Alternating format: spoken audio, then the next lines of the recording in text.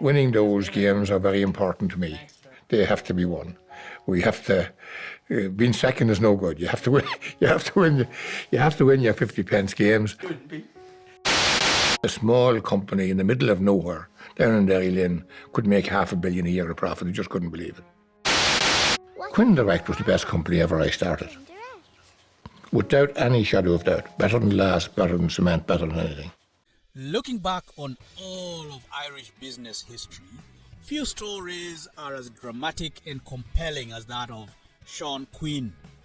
Once the richest man in Ireland, Quinn's meteoric rise and catastrophic fall encapsulates the boom and bust of the Celtic Tiger era. This documentary will look into the most daring business decisions that defined Quinn's career and ultimately led to his downfall. Sean Quinn, born on December 5th, 1947 in Derry Lane County, Fermanagh, near the border with County Cavan, grew up in a modest farming family. The area was marked by poverty and limited opportunities, but young Sean was determined to change his fortunes. From an early age, he exhibited a strong work ethic and a keen business sense.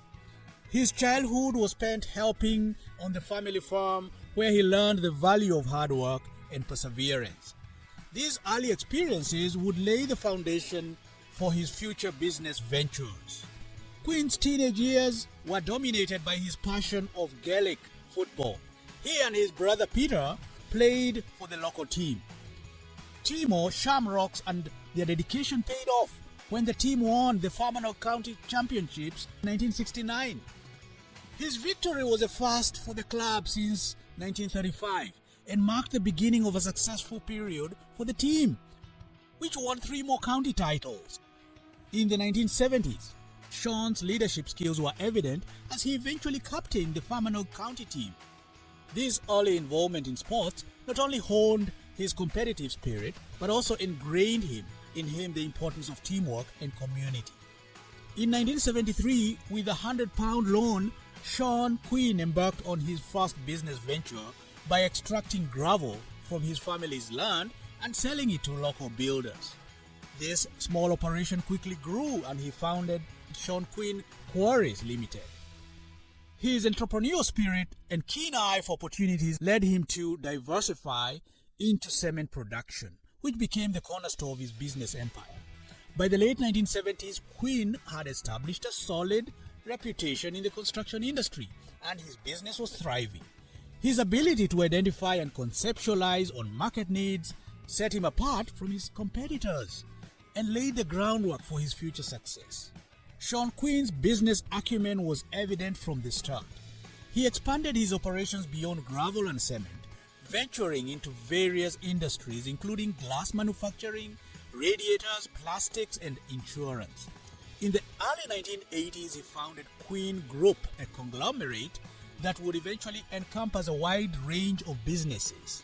His ability to diversify and innovate was key to his success. Quinn's ventures were not just about making money, they were about creating jobs and opportunities in his local community. By the end of 1990s, Quinn Group had become a major player in the Irish economy, employing thousands of people and contributing significantly to the local economy. In 1996, Quinn made a bold move into the insurance industry by establishing Quinn Direct, which later became Quinn Insurance. This venture was a game changer, as it disrupted the traditional insurance market in Ireland with its competitive pricing and innovative products. Quinn's approach to insurance was unconventional. He focused on providing affordable coverage to a broad customer base, which quickly gained him a loyal following. By 2007, Quinn Insurance had become one of the largest insurance providers in Ireland, further solidifying Sean Quinn's status as a business titan. His success in the insurance sector demonstrated his ability to adapt and thrive in different industries. Sean Quinn's ambition knew no bounds. In the early 2000s, he expanded into the hospitality industry, acquiring several high-profile properties, including the Prague Hilton Hotel in Sofia and the the Belfie Hotel and Golf Course in England. These acquisitions were part of a broader strategy to diversify his business interests and create a global footprint. Quinn's ventures in hospitality were marked by a focus on luxury and quality, which helped him build a strong brand in the industry. His ability to identify and capitalize on lucrative opportunities in different sectors was a testament to his business acumen and vision. In 2008, Sean Quinn was at the pinnacle of his success. His business empire, Quinn Group, was valued at between 4 billion euros and 5 billion euros. He was listed as the richest man in Ireland with a net worth of 4.72 billion euros. His businesses spanned construction, manufacturing, insurance, and hospitality, creating thousands of jobs and contributing significantly to the Irish economy. Quinn's success was not just about wealth, it was about the impact he had on his community. He was seen as a local hero who had defied the odds and built a business empire from scratch. His story was an inspiration to many aspiring entrepreneurs. Sean Quinn's rise to prominence was accompanied by a lavish lifestyle. He became known for his extravagant spending, which included private jets, one of the largest private sector employers in the country, and become Ireland's richest man. Despite his immense wealth, he's quiet and unassuming. He doesn't even own a mobile phone. But Sean Quinn's business acumen has put him at the top of the pile of Ireland's business leaders. He had spent this 35-year career building this really diversified business, and he effectively took everything. Giving back to the community. Quinn's lifestyle was a reflection of his success, but it also highlighted the volatility and unpredictability of the business world. Quinn's success attracted high-profile partnerships and investments. He collaborated with major financial institutions and global investors, further expanding his business empire. These partnerships were not just about financial gain, they were about building a network of support and expertise that would help him navigate the complexities of the global market. Quinn's ability to forge strategic alliances was a key factor in his rapid growth, as it allowed him to leverage the resources and knowledge of his partners. His ventures were marked by a focus on innovation and quality, which helped him build a strong brand in different industries. By 2008, Quinn's net worth peaked and he was living the ultimate dream. His business empire was thriving and he was enjoying the fruits of his labor. Private jets, luxury apartments, and high-profile events became part of his daily life. Quinn was not just a businessman, he was a symbol of the limitless potential of the Irish economy. His success was a testament to his hard work, determination, and vision. However, as we know, dreams can turn to nightmares, and Quinn's empire was about to face its biggest challenge yet: the fatal investment in Anglo Irish Bank. In the mid-2000s, Sean Quinn made a daring and ultimately disastrous decision to invest heavily in Anglo Irish Bank through contracts for difference, CFDs.